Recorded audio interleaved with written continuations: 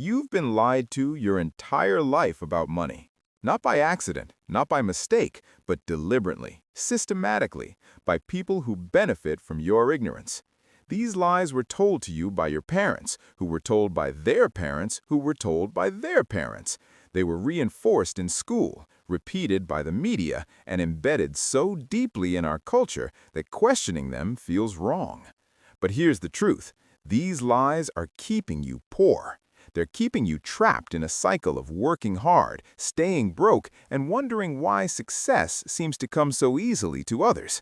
Today, I'm going to expose the 3 biggest financial lies you've ever been told. I'm going to show you exactly who benefits from these lies and why they want you to keep believing them.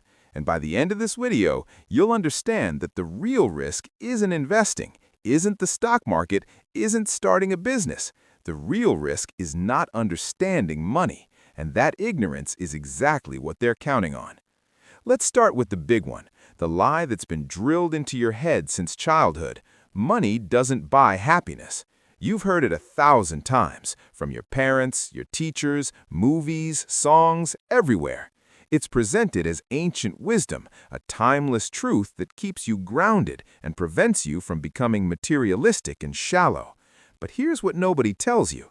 This is a lie that poor people tell themselves to feel better about being poor, and that rich people tell you to keep you from becoming rich. Let me be brutally honest. Money absolutely does buy happiness. Not in the stupid, superficial way that people think when they hear this. Not in the buying a Ferrari will solve all your problems way, but in every meaningful way that actually matters to living a good life. Let me explain. Money buys freedom. When you have money, you have the freedom to leave a job you hate. You have the freedom to live where you want. You have the freedom to spend your time how you choose, instead of selling every waking hour just to survive. Freedom is happiness. Being trapped in a job you despise, in a city you can't afford to leave, unable to pursue your interests, or spend time with people you love because you're chained to a paycheck, that's misery. Money breaks those chains. Money buys security. When you have money, you don't lie awake at night worrying about how you'll pay rent, whether you can afford to take your kid to the doctor, or what happens if your car breaks down. The stress of financial insecurity is one of the leading causes of anxiety, depression, and relationship problems. Studies show that financial stress literally makes you sick, increases your risk of heart disease, and shortens your lifespan. Money eliminates that stress. Peace of mind is happiness. Money buys time. When you have money, you can pay people to do things you don't want to do. You don't have to spend your Saturday cleaning your house or mowing your lawn if you'd rather spend that time with your family or pursuing hobbies. You can outsource the tedious parts of life and reclaim your time for what actually matters to you. Time is the most valuable resource you have, and money is the only thing that buys it back. Having control over your time is happiness. Money buys health. When you have money, you can afford quality health care, healthy food, a gym membership, a personal trainer if you want one. You can afford to live in a safe neighborhood with clean air and low crime. You can afford preventative care instead of waiting until problems become emergencies. Poor people die younger than rich people, and it's not because rich people have better genetics. It's because they have better access to health care, less stress, and healthier lifestyles that money enables. Being healthy is happiness. Money buys experiences. When you have money, you can travel, try new things, create memories with people you love. You can take your kids to Disneyland, go on a honeymoon to Europe, attend concerts and events, pursue hobbies that require equipment or lessons. These experiences enrich your life and create lasting happiness that material possessions never could. But they all cost money. The people telling you money doesn't buy happiness are often the same people who just got back from a vacation they couldn't have afforded without it. Money buys education and opportunity for your children. When you have money, your kids can go to good schools, have access to tutors, participate in extracurriculars, go to college without drowning in debt. You can give them opportunities you never had. Watching your children succeed and knowing you enabled that success is one of the deepest forms of happiness a parent can experience, and it requires money. Now here's where the truth gets uncomfortable. Research actually backs all of this up. Study after study shows that money does buy happiness up to a point. That point used to be around $75,000 a year, but with inflation, it's now closer to $100,000. Below that income level, every dollar you make significantly increases your happiness because it reduces financial stress and gives you more security and freedom. Above that level, additional money has diminishing returns on happiness, but it still helps. The idea that money stops mattering once your basic needs are met is nonsense.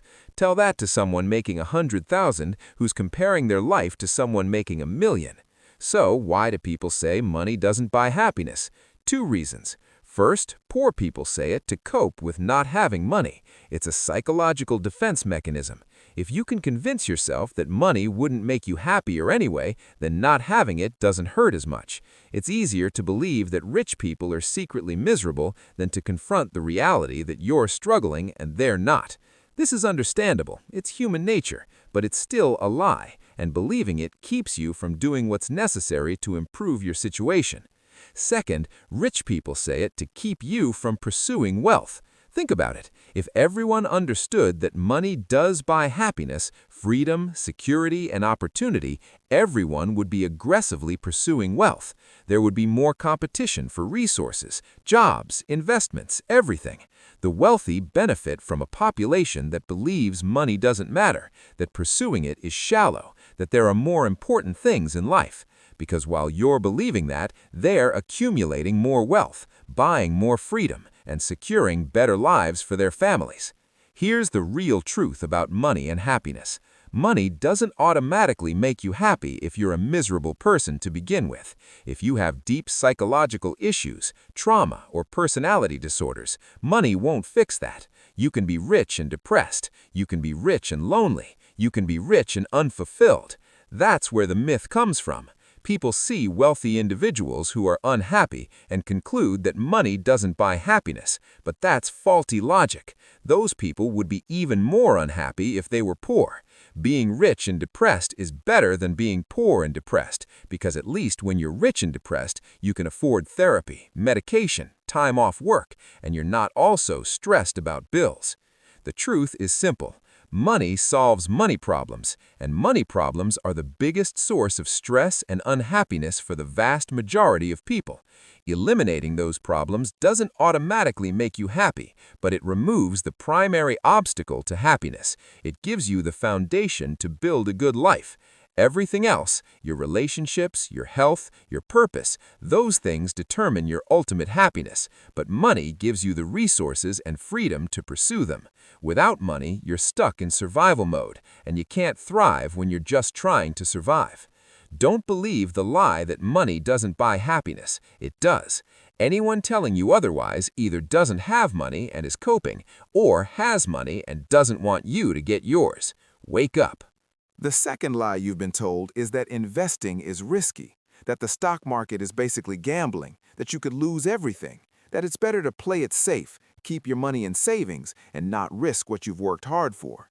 This lie has kept more people poor than almost any other. Let me destroy it completely. First, let's define risk. Risk is the possibility of losing money or not achieving your financial goals. By that definition, not investing is actually the riskiest thing you can do. Let me explain why. When you keep money in a savings account earning 1% interest while inflation is 3%, you're guaranteed to lose 2% of your purchasing power every year. That's not a risk, that's a certainty. You will get poorer in real terms.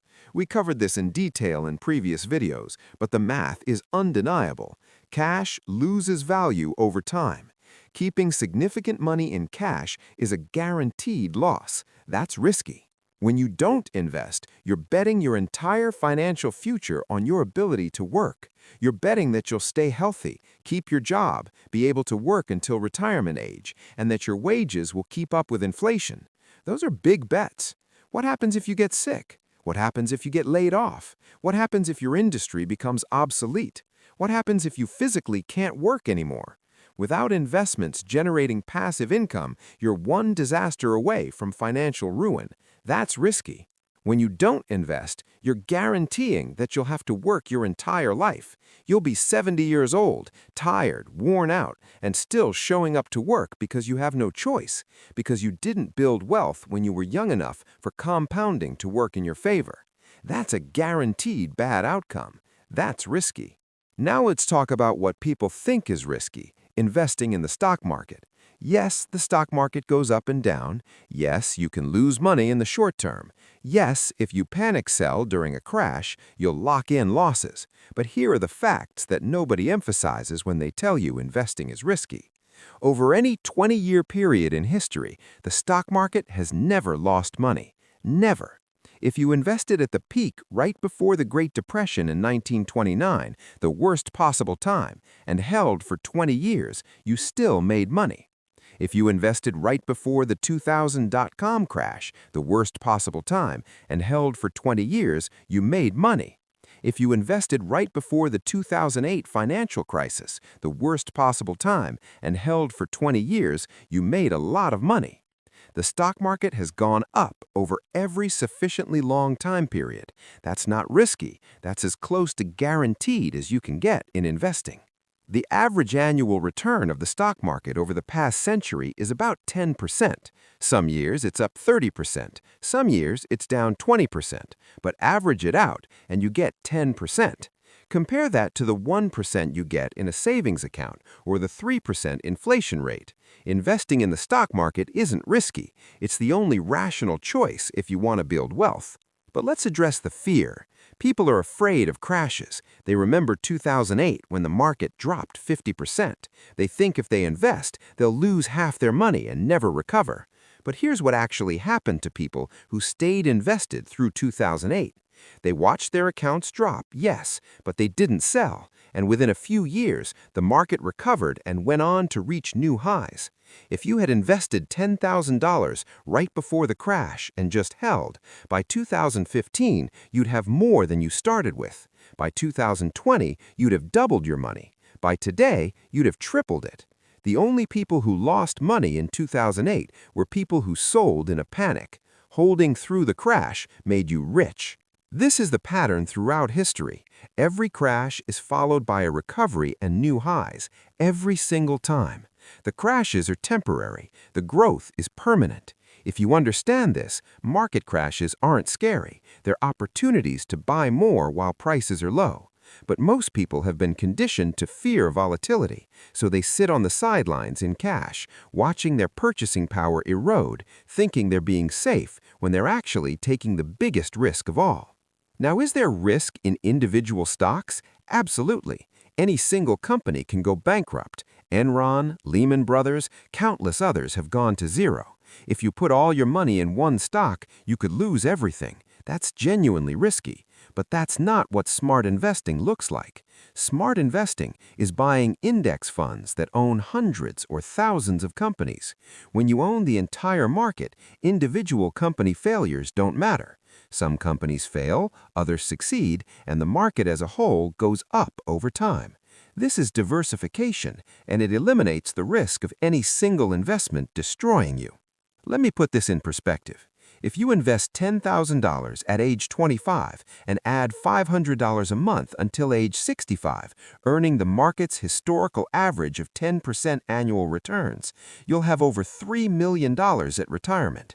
If you keep that same money in a savings account earning 1%, you'll have about $270,000, which in real purchasing power after inflation will be worth maybe $100,000 in today's dollars. The difference between investing and not investing is literally millions of dollars. Not investing isn't safe, it's financial suicide. But here's who benefits from the lie that investing is risky. Banks benefit because they want you to keep your money with them in low-interest accounts. They lend that money out at higher rates and pocket the difference. If you pulled your money out and invested it, they'd lose that income stream.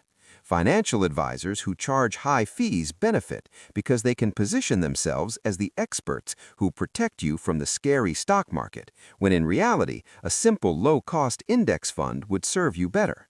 The financial industry has a vested interest in making investing seem complicated and risky, so you'll pay them to do it for you, or better yet for them, not do it at all. And on a broader level, the wealthy benefit from regular people being afraid to invest, because while you're keeping your money in cash, they're aggressively investing, buying assets, building wealth, and pulling further ahead. The wealth gap isn't widening because rich people work harder, it's widening because they invest and poor people don't. They understand that not investing is the real risk. Let me be clear about what I'm not saying. I'm not saying you should day trade. I'm not saying you should buy crypto or meme stocks or whatever's trending on social media. I'm not saying you should invest money you need in the next 2 years. I'm also not saying there's no such thing as bad investments. There absolutely are bad investments, and if you make stupid choices, you'll lose money. What I am saying is that long-term, diversified investing in proven assets like index funds is not risky. It's the safest, most reliable way to build wealth that has ever existed. The risk isn't in doing it. The risk is in not doing it. The risk is working your whole life and having nothing to show for it because you were too afraid to invest. The risk is being 70 years old and broke because you believed a lie that was designed to keep you poor. Stop believing that investing is risky. The real risk is staying broke because you're too scared to invest. Wake up. The third and perhaps most damaging lie is that rich people are just lucky, that wealth is a matter of being in the right place at the right time, that rich people were born into money, knew the right people, or caught a lucky break that you'll never get. This lie is insidious because it absolves you of responsibility. If success is just luck, then failure isn't your fault. You can stay comfortable in your situation because, hey, you just weren't lucky. This lie destroys ambition, kills motivation, and guarantees you'll never build wealth. Let me show you why it's complete nonsense. First, let's address the small kernel of truth in this lie. Yes, some people are born rich. Yes, having wealthy parents is an enormous advantage. Yes, knowing the right people opens doors. Yes, being in the right place at the right time matters. Yes, there is such a thing as luck. Nobody denies this. But here's what the people repeating this lie conveniently ignore. The vast majority of millionaires are self-made. They didn't inherit their wealth. They built it. Studies show that about 80% of millionaires in America are first-generation millionaires. They didn't inherit it. They earned it. They started with nothing or very little and built wealth over their lifetimes. These aren't lottery winners or trust fund kids. They're people who understood money, made smart decisions, and consistently executed over decades. That's not luck. That's knowledge and discipline. Let's break down what actually makes people wealthy, because it's not what you think. It's not winning the lottery, although that can happen. It's not inheriting money, although that helps. It's not even making a high income, although that makes it easier. The real factors that create wealth are things anyone can do, but most people won't. Factor 1, living below your means. Wealthy people spend less than they earn, and they do it consistently for decades. They don't upgrade their lifestyle every time they get a raise. They don't finance cars they can't afford. They don't buy houses that stretch their budget to the limit. They keep their expenses low relative to their income, and they invest the difference. This isn't luck. This is a choice, a hard choice that requires saying no to things you want in the short term so you can build wealth in the long term. Most people won't do this. They'll spend everything they make and more. Then they'll call successful people lucky. Factor 2, investing consistently. Wealthy people invest a significant portion of their income every single month, without exception, for decades. They automate it so it happens before they can spend the money. They invest in market downturns and market booms. They don't try to time the market. They don't panic sell during crashes. They just keep investing, month after month, year after year, letting compound interest work its magic. This isn't luck. This is discipline. Most people won't do this. They'll find excuses why they can't afford to invest, why now isn't the right time, while they'll start next year. Then they'll call successful people lucky. Factor 3, increasing their income. Wealthy people don't settle for their starting salary. They actively work to increase their earning power. They develop valuable skills. They switch jobs for higher pay. They start side businesses. They negotiate raises. They look for ways to add value and capture more of that value. This isn't luck. This is ambition and effort. Most people stay in the same job for decades, accepting whatever raise their employer feels like giving them, never pushing for more, never developing new skills, never taking risks to increase their income. Then they'll call successful people lucky. Factor 4, avoiding stupid debt. Wealthy people don't finance depreciating assets. They don't carry credit card balances. They don't take out car loans for vehicles they can't afford. They understand the difference between good debt that buys income-producing assets and bad debt that buys liabilities. This isn't luck. This is financial literacy. Most people finance everything, trap themselves in payments, and spend decades paying interest on things that lose value. Then they'll call successful people lucky. Factor 5, thinking long-term. Wealthy people delay gratification. They're willing to sacrifice comfort today for security tomorrow. They think in decades, not days. They make decisions based on where they want to be in 20 years, not where they want to be this weekend. This isn't luck. This is maturity and perspective. Most people can't see past the next paycheck. They optimize for immediate comfort and then wonder why they're broke at 65. Then they'll call successful people lucky. Factor 6, learning continuously. Wealthy people read books about money, investing, business, and personal development. They listen to podcasts. They watch educational content. They learn from people who've achieved what they want to achieve.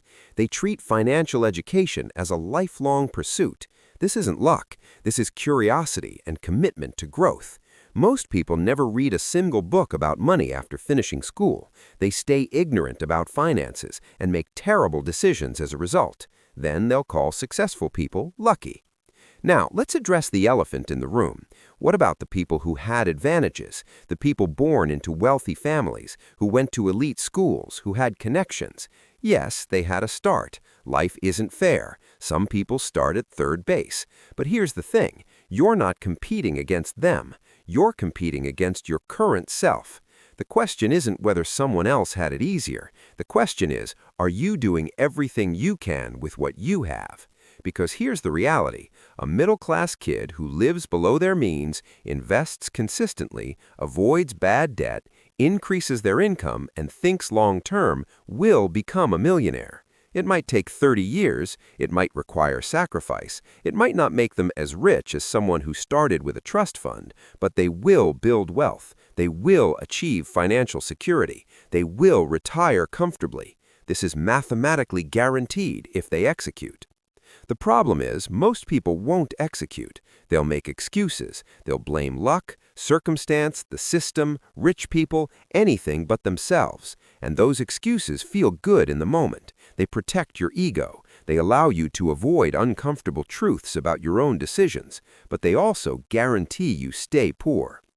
Let me tell you what luck actually is in the context of wealth building. Luck is when preparation meets opportunity. You can't control when opportunities arise, but you can control whether you're prepared when they do.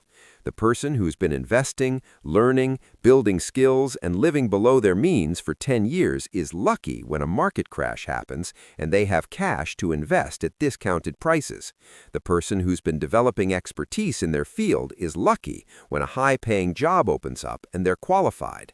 The person who's been networking and adding value is lucky when someone offers them a business opportunity.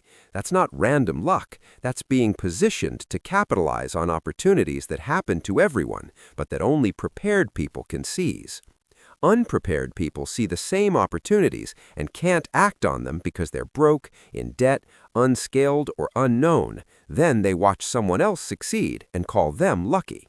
They never connect their own lack of preparation to their lack of luck. Here's the bottom line. Saying rich people are lucky is a cop-out. It's a way to avoid taking responsibility for your own financial situation. It's a way to feel better about not doing the hard things required to build wealth. Because if it's all just luck anyway, why bother trying, right? This mentality is poison. It's keeping you broke. The truth is, wealth is largely a result of knowledge and behavior. People who understand money and behave appropriately become wealthy, regardless of their starting point. People who don't understand money and make poor decisions stay poor, regardless of their advantages. Yes, starting wealthy makes it easier, but not starting wealthy does not make it impossible. Millions of people prove this every year by going from broke to millionaire in their lifetimes. Stop calling successful people lucky. Start asking what they did that you're not doing. Start learning what they know that you don't know. Start behaving how they behave instead of how broke people behave, because the only thing standing between you and wealth is your own decisions, and blaming luck is just another bad decision. So we've exposed the lies. Money does buy happiness in every meaningful sense of the word. Investing isn't risky. Not investing is. Rich people aren't lucky. They're knowledgeable and disciplined. These lies have been keeping you poor, and now you know the truth. But knowing the truth isn't enough. You have to act on it. And that brings us to the final point. The real risk isn't the stock market. It's not starting a business. It's not investing in real estate.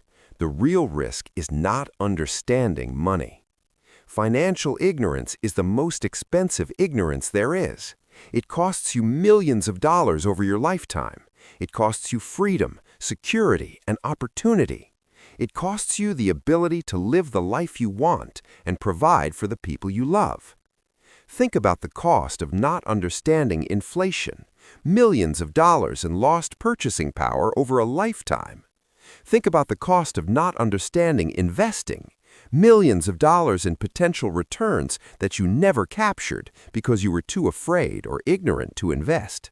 Think about the cost of not understanding debt, hundreds of thousands paid in interest on bad debt that destroyed instead of built wealth. Think about the cost of not understanding how to increase your income, decades of earning less than you could have if you developed valuable skills and known your worth. The people who told you these lies, whether intentionally or because they believed them themselves, cost you your financial future. Your parents, your teachers, society, they failed you. They didn't teach you how money works. They taught you myths, platitudes, and feel-good nonsense that sounded wise but was actually destructive. And now you're an adult, trying to build wealth with a foundation of lies. No wonder it's not working. But here's the good news. You can learn. Financial literacy isn't complicated. The basics of building wealth are simple enough that anyone can understand them. Live below your means. Invest the difference in assets that grow faster than inflation. Avoid bad debt. Increase your income by developing skills and negotiating. Start thinking in decades instead of days. Surround yourself with people who understand money instead of people who make excuses. Read books, watch educational content, commit to becoming financially literate. Because here's the truth.